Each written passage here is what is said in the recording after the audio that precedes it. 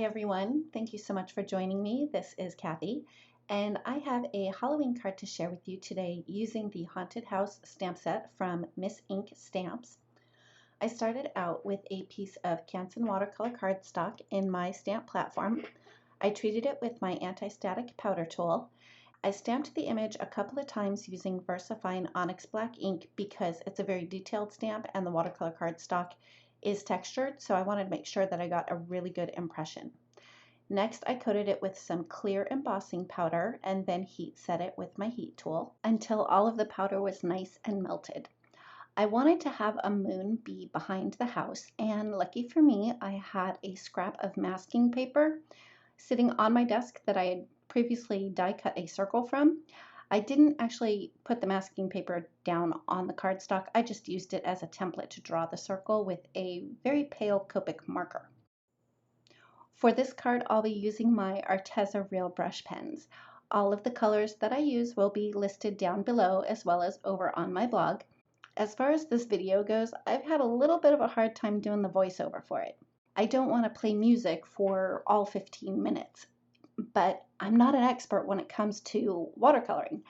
So I guess what I've decided to do so that I can get this voiceover done and this video up is kind of explain to you how it is that I use them.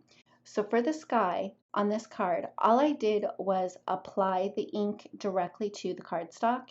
And before I started to move the color over towards the house, I did draw a line of clean water around the moon to create a barrier so that the blue ink didn't bleed into the moon. On the left-hand side, it was pretty easy to get that ink just to flow over. I did have a very wet paintbrush, and then on the opposite side, I had applied a little bit more ink and it kind of started to pull around the tree, but I kind of just kept working at it and was eventually able to get it to mellow out a little bit so I didn't have any harsh lines or streaky lines. And again, that's what I really like about the Arteza Real Brush pens is they really are very forgiving. I had mentioned in a previous video that I do prefer the Canson watercolor cardstock over the Bristol smooth cardstock, but that's just me. That's my preference. And I think it's because I tend to be very, very heavy-handed with water. So as I was working along with this guy, there was a part that over on the left-hand side where I thought that it was getting a little bit too dark by the moon. So I was able to lighten that color up just by putting down a little bit of clear water and pushing it away from the moon. And that worked really well.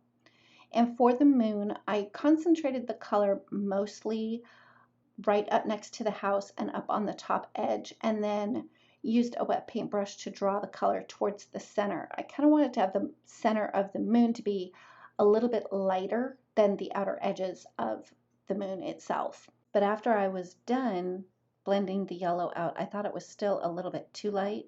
So I came back in with the yellow brush marker and added it while the cardstock was still wet because it didn't lay down such a vibrant color. It did mute it a little bit because the cardstock was wet. And then I moved on to coloring in the windows. And for the really small areas, such as the windows, I didn't do any blending with a wet paintbrush at all. I just used the brush pen direct to the image.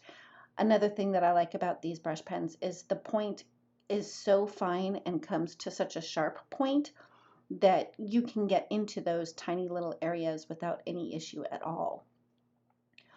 For the landscape or the grass, I used olive green because it's a darker green and I thought it would look better because it's supposed to be a nighttime scene.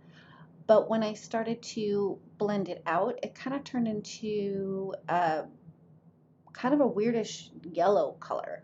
At first I didn't like it, but after I let it settle in for a while, it did end up working out well because it was lighter, lower than the gate, and it was easier to make the grass a little bit darker after the ink dried a little bit, and I was able just to go over it again and add another layer of color and then blend it out again. I also started to work on creating a pathway leading up to the stairs of the house, making sure that it was wider at the bottom and getting more narrow as you got closer to the staircase, just to create the illusion that the house was set further back.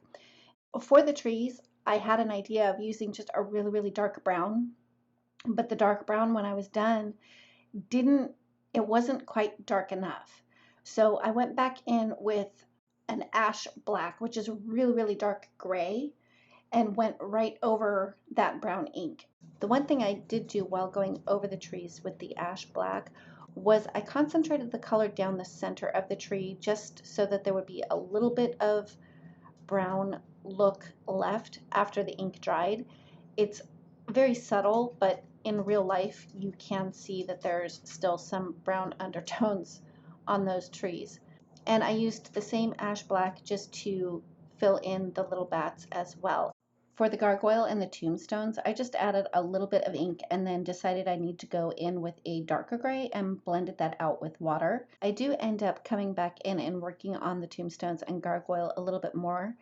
I kind of felt that they just were a little bit lost with everything else that's going on around them. For the path in front of the house, I just used a couple of different grays and just kind of kept working it until I got it how I wanted it. And I made sure to have the darker gray more concentrated the further back it was, just to keep that illusion that the sidewalk was getting more narrow as you got closer and closer to the house. For the stairs, I used a darker brown for the inset of the stairs and a lighter brown for the top of the stairs.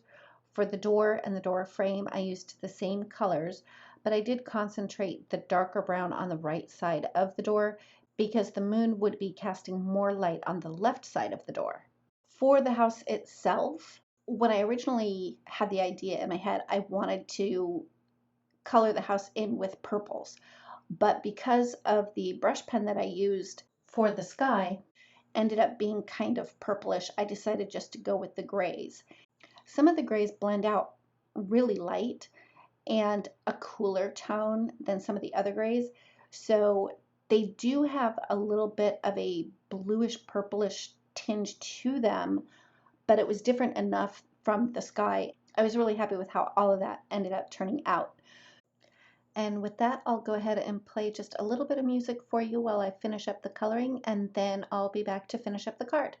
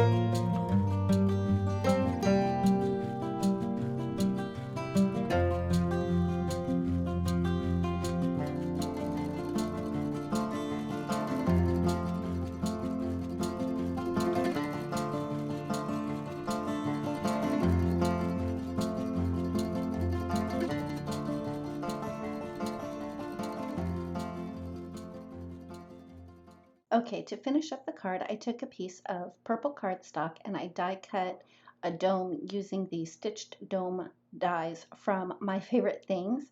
And the purple cardstock is cut slightly smaller than an A2 size top folding note card. I adhered that down with some liquid glue and then put an acrylic block on top just to make sure that the glue had a chance to set. I'd also cut a frame from black cardstock using 2 of the stitched dome dies from My Favorite Things and adhered that with liquid glue inside the purple piece of cardstock. I used my paper trimmer to trim off the excess watercolor cardstock and then adhered that down to my card base. I thought I was done with the card after I adhered that panel to the card base, but decided that I really wanted to add a sentiment. So I used the Haunted Hellos sentiment from the Boo Crew stamp set, treated a piece of black cardstock with my anti-static powder tool, stamped the sentiment in Versamark ink and coated it with white embossing powder and used my heat tool to melt it down till it was nice and shiny.